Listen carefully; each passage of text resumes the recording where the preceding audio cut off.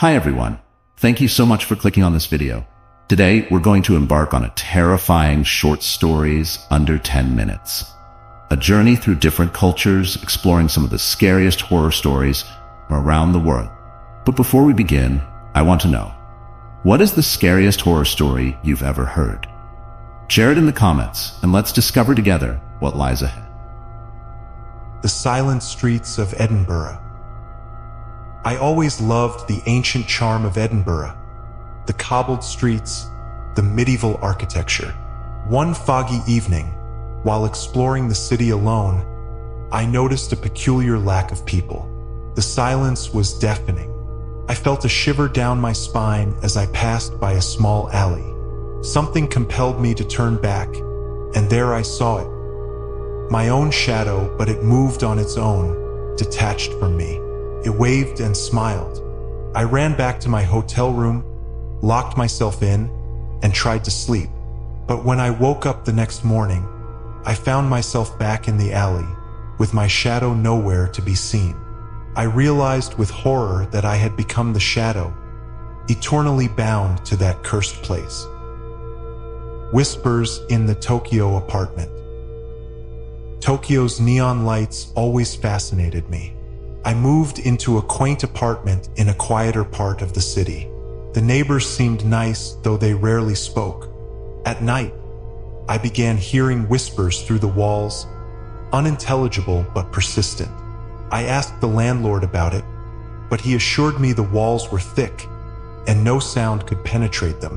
One night, I decided to confront the source of the whispers. I followed the sound to a hidden door in my bedroom. Opening it, I found a dark, narrow corridor leading to another apartment, identical to mine. But there, in the living room, I saw myself sitting and whispering with a group of shadowy figures. I screamed, and the figures turned to face me.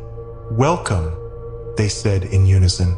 The next morning, I was gone from my apartment, now one of the whispering shadows. The vanishing train of Berlin. Berlin's subway system is a marvel of efficiency. One night, after a late shift, I boarded the last train home. The carriage was empty, except for an old man sitting at the far end. As the train sped through the tunnels, I noticed that each station we passed was unfamiliar, with names I had never heard of. The old man stood up and walked toward me. "You shouldn't be here," he said, his voice echoing unnaturally. Panicking, I tried to open the doors, but they wouldn't budge. The train finally stopped at a station bathed in an eerie red light. The old man stepped off and I followed, desperate to escape. As soon as I stepped onto the platform, the train vanished. I looked around and realized I was in a ghostly version of Berlin, where the living and the dead walked side by side.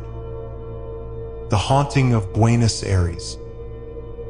I rented a charming old house in Buenos Aires, hoping for a peaceful retreat. The locals spoke of strange occurrences, but I dismissed them as superstitions. One night, I heard footsteps upstairs, though I lived alone. I crept up the stairs, the sound growing louder. At the top, I saw a figure in the shadows, standing by the window. It was a woman in a white dress, her face hidden by her long hair. I called out to her, but she vanished. The next day, I found an old photograph of the woman in the attic. That night, she appeared again, closer this time. "Leave," she whispered, her voice cold. I ignored her warning, but the hauntings grew more intense. On the final night, she appeared right beside my bed.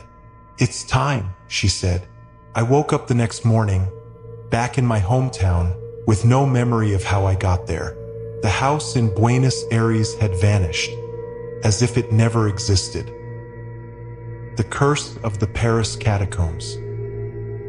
Paris is known for its romantic allure, but the catacombs beneath the city tell a different story.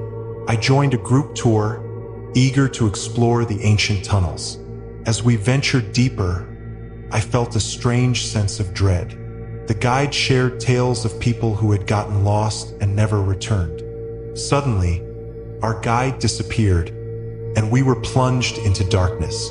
The group scattered, and I found myself alone. The walls seemed to close in, and I heard whispers all around me. I stumbled upon a hidden chamber filled with ancient bones. In the center, a figure cloaked in shadows stood, beckoning me. "You are one of us now," it whispered. I screamed and ran, but every tunnel led me back to the chamber. I finally collapsed, exhausted. When I woke up, I was outside, but my reflection in the shop window was gone. I realized I had become one of the lost souls, forever wandering the catacombs. The ghosts of Venice. Venice, with its labyrinthine canals and historic charm, is a city like no other. I booked a room in an old, crumbling hotel, fascinated by its history. The concierge warned me about the haunted room at the end of the hall, but I laughed it off. On the third night, I heard soft, mournful singing coming from that very room. Curiosity got the better of me, and I opened the door. Inside, I saw a grand ballroom filled with ghostly figures dancing to a melancholic tune. One of them, a beautiful woman in an old-fashioned gown, reached out to me. "Join us," she whispered, pulling me into the dance. The next morning, the hotel staff found my room empty, except for a single old photograph of the ballroom, with me among the dancers. The Devil's Crossroads in Mississippi. I was driving through Mississippi, following the winding back roads late at night. I had always been fascinated by the legend of the Devil's Crossroads. Lost and tired, I stopped at an old, decrepit gas station. The attendant, a strange old man with piercing eyes, warned me about taking a particular turn. Ignoring his advice, I took the turn and found myself at a deserted crossroads. A man in a black suit appeared out of nowhere and offered me a deal, promising anything I desired. Skeptical but intrigued, I declined and drove off. Suddenly, my car stalled, and the man reappeared, now grinning menacingly. "You made the wrong choice," he said. I ran back to the gas station, but it was gone. The next morning, I found myself at the crossroads again, unable to leave. I had become another lost soul, trapped forever in the devil's domain. The Phantom of the Prague Castle. Prague Castle, with its Gothic spires and rich history, has always fascinated me. I took a night tour hoping to capture some of its eerie beauty. As the group moved on, I lingered behind, drawn to a darkened corridor. I heard soft footsteps and followed them, leading me to a locked door. Somehow, it opened on its own, revealing a hidden chamber filled with ancient relics. In the center stood a tall, cloaked figure. "You should not be here," it whispered. The door slammed shut behind me. I felt a cold hand on my shoulder, and everything went black. I woke up the next morning in my hotel room, the chamber a distant memory.